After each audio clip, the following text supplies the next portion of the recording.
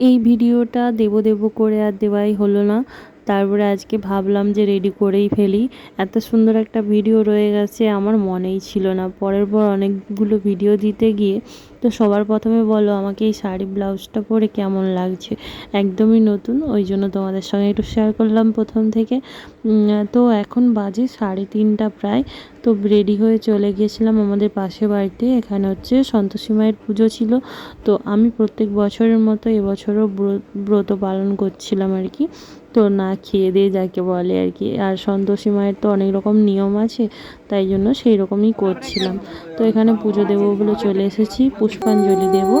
তো এসে এই যে বসেছিলাম, মায়ের আরতি হচ্ছিলো দেখছিলাম। আর এখানে ছোট্ট ছোট্ট বাচ্চাগুলো ছিল, ওদের সঙ্গে একটু মজা করছিলাম।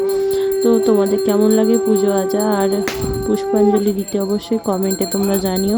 এখানে আসতে না আসতেই টুনটুনির সঙ্গে দেখা। টুনটুনিকে মামাম নিয়ে ঘোরাঘুরি করছিল।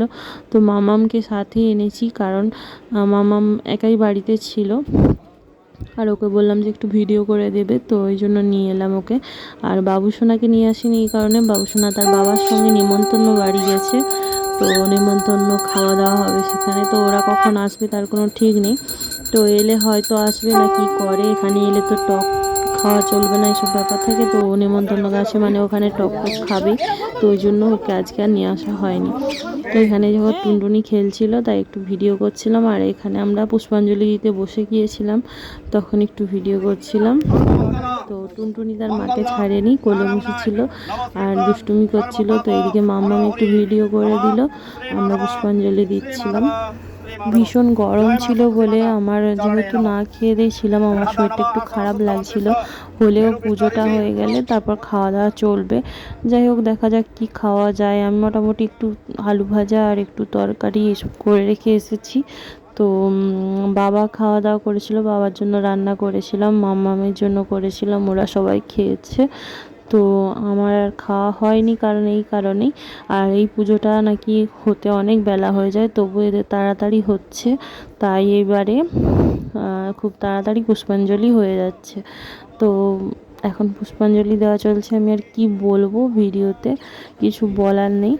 এই পুজোটা দিই তার কারণ আমার মাম্মামের জন্য। মাম্মাম যখন ছোট ছিল, ওর শরীরটা একবার খারাপ করেছিল, তখন থেকে আমি মায়ের ব্রত করি আর পুজোটা দিই।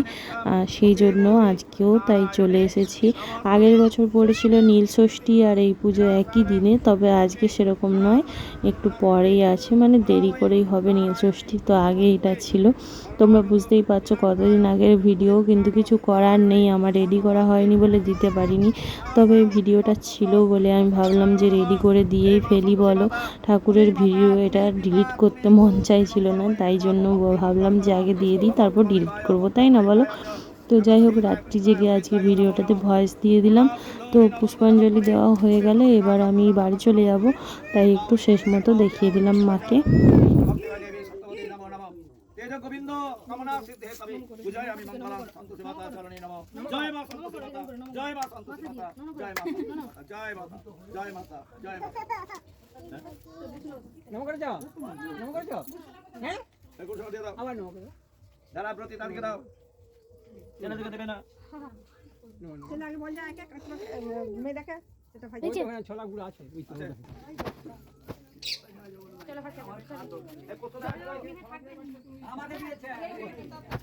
না লাও, তুমি দিয়ে লাও, এই যে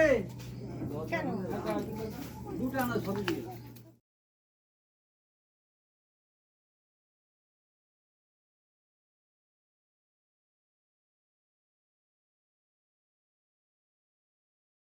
তো জেঠিমারা এখানে প্রত্যেক বছরই খাওয়া দাওয়ার ব্যবস্থা করে, তো এবছরও সেই রকম করেছিল। তারপরে আমি বললাম না, আমি বাড়িতে করেছি, আর শরীরটাও ভালো নেই। আমার ছেলে ফোন করছে আসার জন্য, তো সেই জন্য বলে বেরিয়ে চলে এলাম। কারণ ও বাড়িতে চলে এসছে ওর বাবার সঙ্গে, তো ও আসতে চাইবে, না আসাটাই ভালো। তাই জন্য ভাবলাম যে বাড়ি চলে যাই তাড়াতাড়ি, তাই বেরিয়ে চলে এলাম। অবশ্যই জানিও কেমন লাগলো তোমাদের ভিডিওটি।